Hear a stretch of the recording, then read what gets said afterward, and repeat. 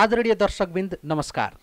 साझापत्र multimedia प्रणालीद्वारा सञ्चालित लुम्बिनी प्रदेशको इजाजत प्राप्त पहिलो टेलिभिजन साझा टेलिभिजन एचडीको कार्यक्रम मेरो कर्ममा स्वागत गर्दछु। म कार्यक्रम प्रस्तोता सुरेन्द्र परियार। कार्यक्रम मेरो कर्म लुम्बिनी प्रदेशबाट इजाजत प्राप्त पहिलो टेलिभिजन हो। यो टेलिभिजन मार्फत कार्यक्रम मेरो कर्म प्रत्येक शनिबार साँझ 8 बजे, त्यसको पुनः प्रसारण प्रत्येक बुधबार साँझ 9 बजे यसै समयमा आउने गर्दछ।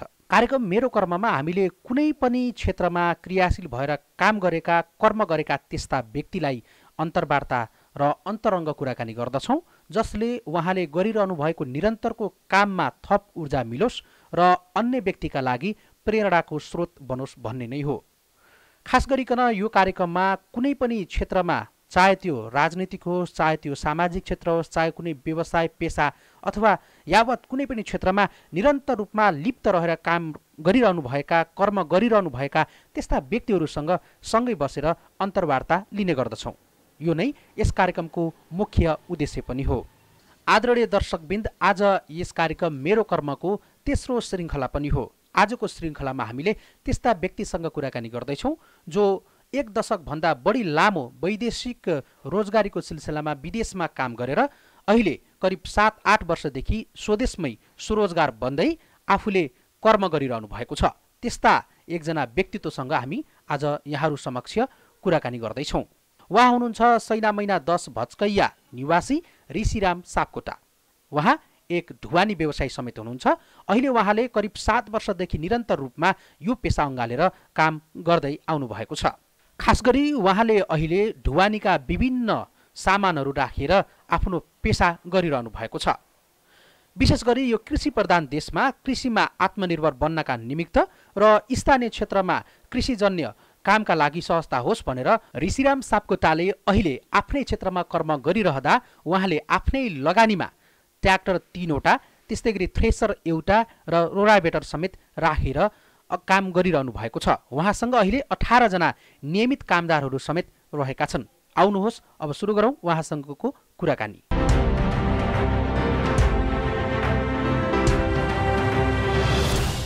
ऋषि सर, कार्यक्रम मेरो कर्ममा यहाँलाई स्वागत छ। धन्यवाद, नमस्कार। यहाँको परिचय मैले कार्यक्रममा बताइसकेको छु। यहाँले आफूले आफ्नो हिसाबले बताउनु पर्दा यहाँको परिचय कसरी बताउनुहुन्छ? अब मैले मेरो हिसाबले परिचय बताउँदाखेरिमा म एउटा ट्र्याक्टर व्यवसाय हुँ र मैले काम गरिरहेको अनुमा गिटी, ढुङ्गा, बालुवा, मिसकटहरू, टिप्पर, ट्र्याक्टरबाट ओसार पसार चाहिँ नि गर्छु, जेस बिक्री वितरणहरू गर्छु। तपाईँ एउटा यही नेपालमै बसेर स्वरोजगार बन्दै यो ढुवानी व्यवसायीको रूपमा पहिचान बनाउनु भएको छ। योभन्दा अन्यथा यहाँको परिचय चाहिँ सामाजिक अथवा चाहिँ अन्य सङ्घ संस्थाहरूमा पनि छ कि के छ? अरू सङ्घ संस्थामा पनि छ। विशेष गरेर यो लुम्बिनी साझेदारी वनको चाहिँ नि म एउटा अध्यक्ष पनि हो र भुल्के खानेपानीको चाहिँ नि उपाध्यक्ष र यो अरू थुप्रै सङ्घ संस्थामा जस्तो अब भन्दाखेरि यो पार्टीबाट पनि नेपाली काङ्ग्रेसको चाहिँ नि एउटा सैना महिना 10 र 11 कोषाध्यक्ष हो र तरुण दलको नगरको सदस्य पनि समाजसेवी कामहरू गर्छु मैले। भनिसकेपछि यहाँ चाहिँ सामाजिक संस्थाहरू, राजनीतिक पार्टीदेखि लिएर व्यक्तित्व पनि यहाँले आफूले पेसालाई पनि अँगाल्दै कसरी छ यो 3वटा चिजहरू एकैचोटि एउटै व्यक्तिले चाहिँ अगाडि बढाउँदाखेरि कतिको सहजता छ, के महसुस गर्नुहुन्छ? संस्था त बेस गरी सस्तै छ। किन भन्दा सामाजिक काम गर्नलाई अब काम गर्ने त अब आदान प्रदान गर्ने यताउता अब ट्र्याक्टर अराइन्छ, यताउता गरिन्छ, ड्राइभरहरूले अब गर्छन्। अलिकति त्यसमा छोराले पनि सहज रूपले गर्छ र राजनीतिकमा अब कहाँ कार्यक्रम छ त्यहाँ पुग्ने, अब जनताहरूलाई अब कसरी सहज रूपले त्यो हेर्ने, जस्तो कार्यक्रममा जाँदाखेरिमा अब कार्यकर्ताहरूलाई चाहिँ नि समेट्न पर्यो, अनि त्यहाँ गएर अब सञ्जालमा यताउता गर्न पर्यो, त्यसको लागि चाहिँ नि उता पनि सहज हुन्छ, बेस गरी गरिन्छ। यो भन्दै गर्दाखेरि सबैतिर आफ्नो पेसालाई पनि निरन्तरता दिनुपर्ने छ। फेरि तपाईँ सामाजिक संस्थाहरूको पनि चाहिँ पदमा हुनुहुन्छ, फेरि अर्कोतर्फ पार्टीगत रूपमा पनि यहाँ जिम्मेवार पदमा भएर काम गर्दै आउनुभएको छ। समय व्यवस्थापनलाई कसरी चाहिँ यहाँले समन्वय अथवा त्यसलाई चाहिँ कसरी व्यवस्थापन गर्नुभएको छ ऋषिजी? त्यसलाई समय व्यवस्था त कसरी गर्नेछ भने अब बिहानको समयमा चाहिँ जस्तो कार्यक्रम कुनै भइरहेको हुन्छ भने बिहान चाहिँ तिनीहरूलाई अब अराइन्छ, यताउता गरिन्छ। उनीहरू काममा पठाएपछि व्यस्तता आफ्नो चाहिँ नि बाहिर राजनीतिकमा यताउता समय दिइन्छ।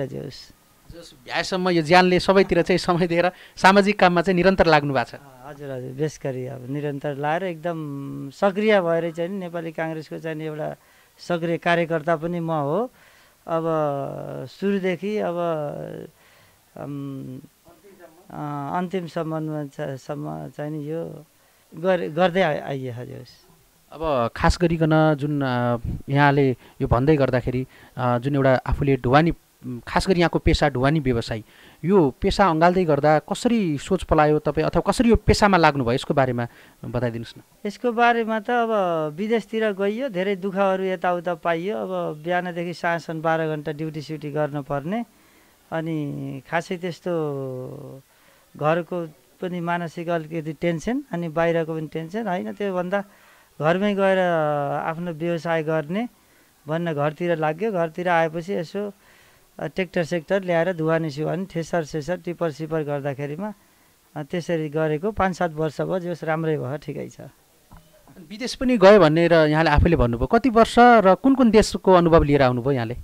विदेश त सुरुमा 5 वर्ष मलेसिया बस्यो, त्यहाँदेखि फर्केर आएर फेरि 7 वर्ष दुबई बसेर 14-15 वर्ष चाहिँ बाहिर बस्यो। भनेपछि 1 दशकभन्दा लामो यहाँको बसाइ, वैदेशिक बसाइ। अब फेरि विदेशमा बसिराखेको मान्छे त्यत्रो वर्ष विदेशमा बसिसकेपछि के खास गरी के लाग्यो र तपाईँले स्वदेशमै यसरी म स्थापित हुन्छु भन्ने सोच आयो? विदेशमा बसिराखेको त्यहाँको चाहिँ तपाईँको आयको स्रोत अथवा भनौँ न त्यहाँको चाहिँ कमाइ र यहाँको कमाइलाई चाहिँ कसरी तुलना गर्नुहुन्छ अहिले यो काम गर्दै गर्दा, र सोच चाहिँ कसरी आयो नेपालमै फेरि यत्रो 15 वर्षको अनुभवपछि फेरि नेपालमै आएर यो काम गर्छु भन्ने यहाँको अनुभव चाहिँ के छ? अब विदेशमा बस्दाखेरिमा एउटा चाहिँ नि घरको मानसिक टेन्सन भयो, अनि अर्को चाहिँ नि पैसा पनि नबच्ने, यताउता गर्ने। बिहान जाऊ साँझ आऊ, अब खानासाना बनाऊ, यताउता गर, अनि पठाएको पैसाले चाहिँ नि घरमा अब छोराछोरी पढाउन पर्ने, यताउता गर्न पर्ने, पैसा सैसा पनि नबच्ने। बस्दु आफ्नै स्वदेशमा गएर केही गर्न पर्यो भनेर यहाँ पेसा लागेको। जे गर्दा एउटा दुईटा गर्दा राम्रै भएछ। आफ्नो पहिचान पनि भएछ, उता व्यवसाय पनि भएछ, उता राजनीतिक पनि गर्न पाइयो। जो जनताहरूले पनि चिनेको अवस्था छ, त्यसैमा खुसी छु। सुरुदेखि अब गाउँघरमा लाएँ, गाउँघरमा लागेपछि अब अलि चिनिँदै गएँ। चिनेपछि अब पार्टीको जिम्मेवारी कोषाध्यक्षतिर लाएँ, कोषाध्यक्षतिरबाट नगरमा गएँ। नगरमा गएपछि धेरै पहिचान भयो। जेहोस् म पेसा लगाएर राजनीतिमा खुसी सन्तुष्ट छु। जस नेपालको यहाँको कर्म, यहाँको चाहिँ जुन रूपमा चाहिँ यहाँले गर्दै आउनुभएको पेसा छ, यो पेसा सामाजिक पहिचान, राजनैतिक पहिचान ले गर्दाखेरि जस यहाँको चाहिँ त्यो विदेशमा बस्नुभन्दा यहाँ चाहिँ उत्तम रहेछ भन्ने कुरा यहाँले ज्ञान भयो। बेस गरी विदेशमा बस्दा स्वदेशमै नै आफ्नो परिवारसित पनि बस्न पाइने, रुखो सुखो पनि खान पाइने, आफ्नो केटाकेटीहरूलाई पनि चाहिँ नि हेर्न पाइने। त्यसो गर्दाखेरि विदेशमा भन्दा स्वदेशमै मैले ठिक माने जोस्। अनि अनुभव यहाँको विदेशको अनुभव 15 वर्षसम्म चाहिँ म विदेशमा काम गरेँ भन्ने कुरा गरिसक्नुभयो। पक्कै पनि एउटा अनुभवले यहाँलाई निखार्यो होला त्यहाँनिर। अनि झट्टी आएर यहाँ पेसा सुरुवात गर्दै गर्दा केही समस्याहरू अथवा यहाँको चाहिँ भनौँ न अब यो के गर्ने कसो गर्ने भन्ने त पक्कै भयो होला। अहिले पनि नेपालका धेरै युवा, विशेष गरी खास गरी युवा जमात चाहिँ अहिले वैदेशिक रोजगारीको सिलसिलामा विभिन्न देशमा हुनुहुन्छ। खास गरी खाडी मुलुकहरूमा उहाँहरू चाहिँ अहिले पनि चाहिँ श्रम गरिरहनु भएको छ।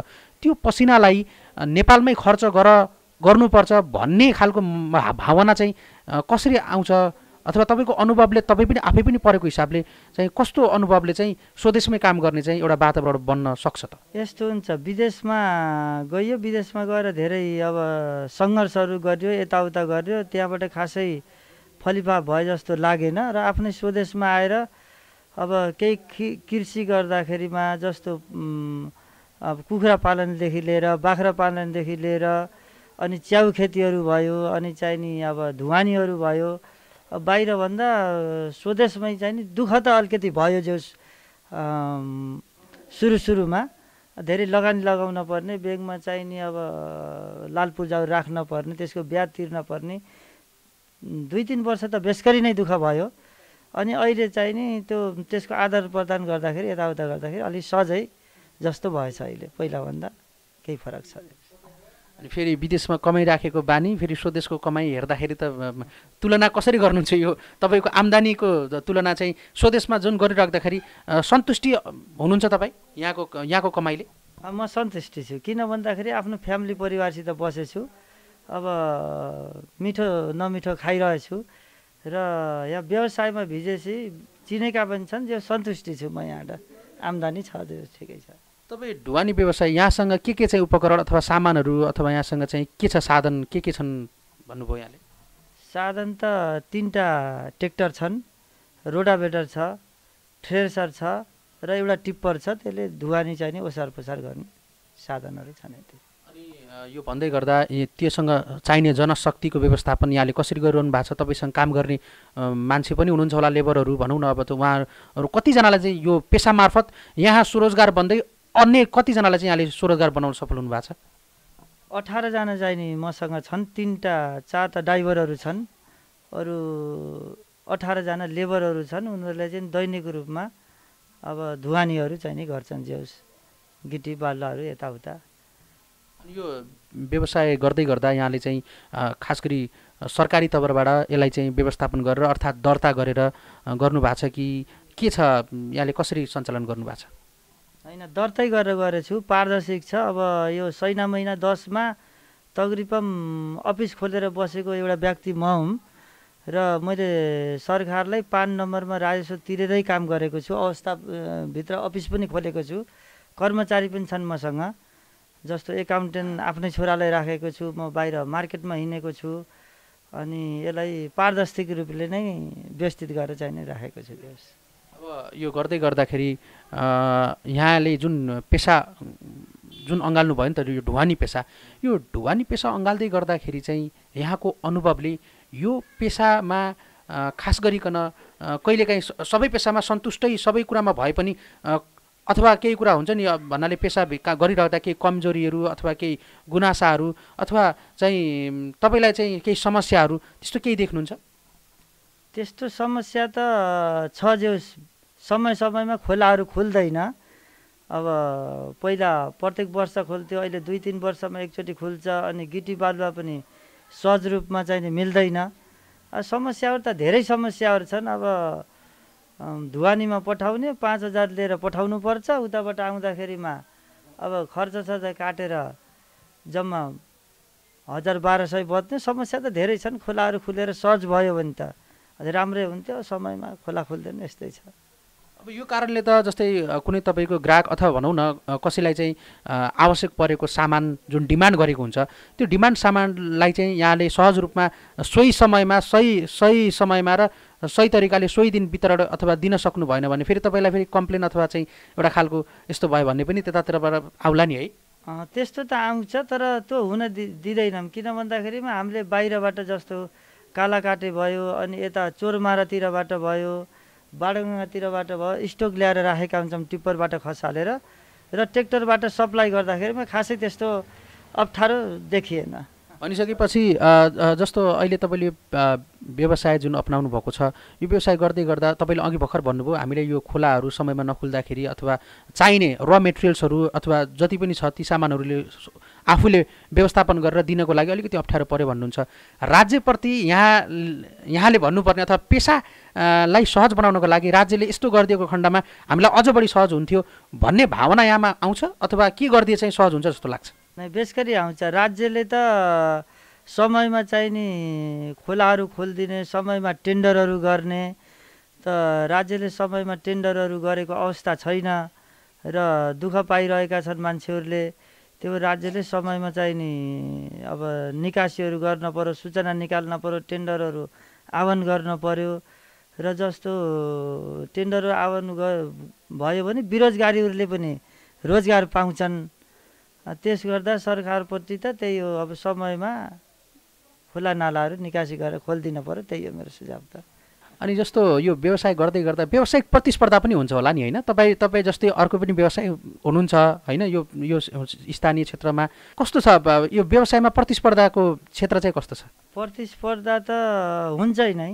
अब कसैले चाहिँ नि 5,000मा खसाल्यो भने उसले चाहिँ नि मैले 49मा खसाल्छु भन्छ। प्रतिस्पर्धा त हुन्छ, तर हामी व्यवसायहरू मिलेर गएछौँ जे होस्, त्यस्तो खासै छैन। मनोभावना मिलेर मात्रै जानु भएको छ कि तपाईँहरूको व्यवसायको एउटा संस्था अथवा नियमनकारी चाहिँ निकाय त्यस्तो केही छ, अथवा कि तपाईँहरू आफू व्यवसायहरूमा मात्रै एउटा खालको चाहिँ मिले महत्त्वमा मात्रै काम गर्नुहुन्छ कि यसको संस्था पनि छ? यसको संस्था पनि छ। हाम्रो बाणगङ्गामा चाहिँ नि ट्र्याक्टर समितिको एउटा चाहिँ नि अफिस खोलेको छ। उसले रेट तय गरेको छ, जस्तो जोताइको लागि 1200 रुपियाँ चाहिँ नि हलले जोतेको, रोटावेटरको 1800 र ठेसर लगाएको 1800 समितिले एउटा रेट तोकिदिएको छ। र विशेष गरेर 6000, 6500, 5500 भन्दा तल नगरिकन चाहिँ नि गिटी बालुवाहरू झार्ने भन्ने एउटा तोकिदिएको अवस्था पनि छ। अनि अब थोरै यहाँको पारिवारिक कुराकानीतर्फ लागौँ। यहाँ चाहिँ परिवारमा कुन चाहिँ सदस्य हुनुहुन्छ? सदस्य त अब गार्जेन मै भए, अब बुवाआमा हुनुहुन्न, एउटा श्रीमती, एउटा छोरा, एउटा छोरी, हामी 4 जना छौँ। छोटो परिवार, सुखी परिवार हुनुहुन्छ। अनि जस्तो यो यहाँले चाहिँ यो तीनवटै सेक्टर अघि तपाईँले भने जस्तै कुराकानीमा चाहिँ भन्नुभयो म चाहिँ व्यवसायी पनि, एउटा स्थापित व्यवसाय हुनुहुन्छ, हामीले देख्न सक्छौँ पृष्ठभूमिमा उहाँको अफिस पनि छ। अनि सँगसँगै यहाँ चाहिँ एउटा सामाजिक पहिचान बनाएको सामाजिक संस्था पनि हुनुहुन्छ। राजनीतिक हिसाबले चाहिँ यहाँ नेपाली कङ्ग्रेसमा आबद्ध पनि हुनुहुन्छ। पार्टीगत रूपमा काम गर्दा र सामाजिक काम गर्दा यो त बाजिने विषय, सामाजिक काम फेरि पार्टीगत काम। अनि के छ, के भन्छ यहाँको अनुभवले दुइटै कामहरूलाई सहज रूपले अगाडि बढाउन कतिको सहज भएको छ? दुइटै कामहरू गर्न त बेसगरी सहज भएको छ। जो व्यवसाय पनि एउटा एकतिरबाट हेरिन्छ र राजनीतिक पनि हेर्न बहुत जरुरी छ। एउटामा आस्था राख्नुपर्ने हुन्छ। त्यही भएर राजनीति गर्दाखेरिमा र व्यवसाय गर्दा खासै मैले त अप्ठ्यारो केही पनि देखिनँ। त्यस्तो अप्ठ्यारो केही पनि छैन, ठिक छ। जुन रूपमा तपाईँ अगाडि बढ्दै गर्दा परिवारको साथ, परिवारको सपोर्ट, घर परिवारलाई जुन रूपमा चाहिँ यहाँले हेर्ने दृष्टिकोण चाहिँ कस्तो छ, यसको बारेमा बताइदिनुहोस्। त्यो राम्रै छ। जे होस् परिवारले पनि ठिकै छ, उता व्यवसाय पनि गरेको छ, यतै हामीलाई पनि सन्तुष्टि पाएर राखेछ यताउता, र राजनीतिक पनि गरेछ। अब तलैदेखि गर्दै गर्दै जाँदा वार्ड सदस्यबाट लिएर चाहिँ अब नगरसम्म पुगेछ। अब नगरबाट चाहिँ नि जिल्लासम्म राम्रै हुन्छ। व्यवसाय पनि राम्रै चलाएछ, राजनीतिक पनि राम्रै गरेछ, राम्रै हिँडेछ। जे होस् अहिलेसम्म पार्टीले पनि राम्रै साथ दिएको छ मलाई, र व्यवसायले पनि राम्रै साथ दिएछ। जे होस् अब यहाँ चाहिँ नेपाली काङ्ग्रेसको सैनामैना नगर समिति अन्तर्गत चाहिँ अथवा यो वडा नम्बर यो 10 को कोषाध्यक्ष, खास गरी एउटा चाहिँ यो जिम्मेवार पदमा रहिराख्दाखेरि वर्तमान राजनीतिको परिप्रेक्ष्य छ नि जुन अहिले चाहिँ देशको, यसलाई यहाँले कसरी लिनुहुन्छ? के छ यहाँको भनाइमा चाहिँ यो तपाईँ एउटा चाहिँ स्थानीय स्तरको राजनीतिक कर्मी पनि के भन्न चाहनुहुन्छ? यो त नहुन पर्ने कुरो चाहिँ नि यो जहिले अहिले सबजनको विघटन गरियो, त विघटन नगर्नुपर्ने। अब राजनीतिक विषय त कसरी हेर्ने भन्दाखेरिमा अहिले सरकार अहिले यस्तो अवस्थामा छ, अहिले यो विघटन नगर्नुपर्ने। यो विघटन गरेर चाहिँ नि अलि देशमा अस्तव्यस्त 5 वर्षको कार्यकालमा एउटा नेकपा एमाले राम्रै गरोस् 5 वर्ष भनेर हामीले जनताले भोट दिएर जिताएका हौँ। तर हामीले सोचे जस्तो भएन। अब 3 वर्षैमा तपाईँको चाहिँ नि 2.5 वर्षैमा ऊ भयो, र यसलाई अब व्यवस्थित गरेर चाहिँ नि लग्न पर्छ। जे होस् यही हो मेरो भनाइ। हामी करिब कुराकानीलाई छोट्याउँदैछौँ ऋषि सर। अब जुन रूपमा यहाँले पेसा अपनाएर जुन रूपमा चाहिँ यहाँले चाहिँ यो ढुवानी व्यवसायको रूपमा चाहिँ अथवा ढुवानी पेसा गरेर आउनुभएको छ, खास गरिकन तपाईँले आफू एउटा चाहिँ वैदेशिक रोजगारीको सिलसिलामा 1 दशक करिबन 15 वर्षसम्म यहाँको वैदेशिक बसाइ जुन भन्नुभयो, मलेसिया त्यस्तै गरी चाहिँ दुबई भन्नुभयो, यी देशहरूमा बस्दै गर्दाखेरिको अनुभव लिएर अहिले जस चाहिँ नेपालमा केही गरौँ भनेर लागिराख्नु भएको छ यो युवाहरू, र उहाँहरू चाहिँ विदेश जाने तर्खर गर्दै गर्दा अथवा उहाँहरूको सोच आयो भने त्यो सोचलाई कसरी बदलेर स्वदेशमै काम गर्न सकिन्छ भन्ने खालको एउटा चाहिँ भनाइ यहाँको के रहन्छ त्यस्ता युवाहरूका लागि? मैले त सम्पूर्ण अब नेपाली दाजुभाइ दिदीबहिनीहरूलाई के भन्न चाहन्छु भन्दाखेरिमा विदेशमा जान भन्दाखेरिमा स्वदेशमै बसेर चाहिँ नि आफ्नो काम गर्नुपर्छ। जस्तो खेती किसानी भयो, अनि अब सबै कामहरू चाहिँ नि बाहिर जानभन्दा आफ्नै स्वदेशमा बसेर काम गर्नलाई चाहिँ नि राम्रो सुझाव दिन्छु मैले। हामी आज यहाँसँगको कुराकानीको अन्तिम चरणमा पनि छौँ ऋषिजी। जस्तै अब अन्तिममा जसले यो टेलिभिजन साझा टेलिभिजन एचडीको कार्यक्रम मेरो कर्म हेरेर बसिरहनु भएको छ, ती दर्शक महानुभावहरूको लागि यहाँको भनाइ चाहिँ के छ? अब मेरो भनाइ त के छ भन्दाखेरिमा सबै चाहिँ नि व्यवसाय रूपमा लाग्न पर्यो। स्वदेशमा विदेशमा भन्दा स्वदेशमै राम्रो छ। खेती किसानी गर्न पर्यो, अनि खेती किसानी गर्न पर्यो, यताउता गर्न पर्यो। अब विदेशमा भन्दा स्वदेशमै गरे राम्रो हुन्छ। जस्तो बाख्रा पालन, भैँसी पालन, खेतीपाती यताउता विदेशमा भन्दा स्वदेशमै राम्रै छ। धन्यवाद। यहाँ चाहिँ यो यतिन्जेलसम्मको कार्यक्रममा चाहिँ कुराकानी गरिदिनु भयो। यहाँको व्यावसायिक सफलताको शुभकामना, सँगसँगै सामाजिक र राजनीतिक जुन नेतृत्व लिनुभएको छ त्यो नेतृत्व पनि सफल होस् भन्ने शुभकामना हाम्रो तर्फबाट। हजुरलाई पनि नमस्कार गरेँ। ल यो यस्तो व्यस्तताको समयमा पनि तपाईँहरू आएर चाहिँ नि कार्यक्रम राख्नुभयो र तपाईँहरूको साझा टेलिभिजनलाई पनि धन्यवाद छ मेरो तर्फबाट। राम्रो होस्, समय समयमा तपाईँहरूसित भेटघाट हुँदै रहोस्। यहीलाई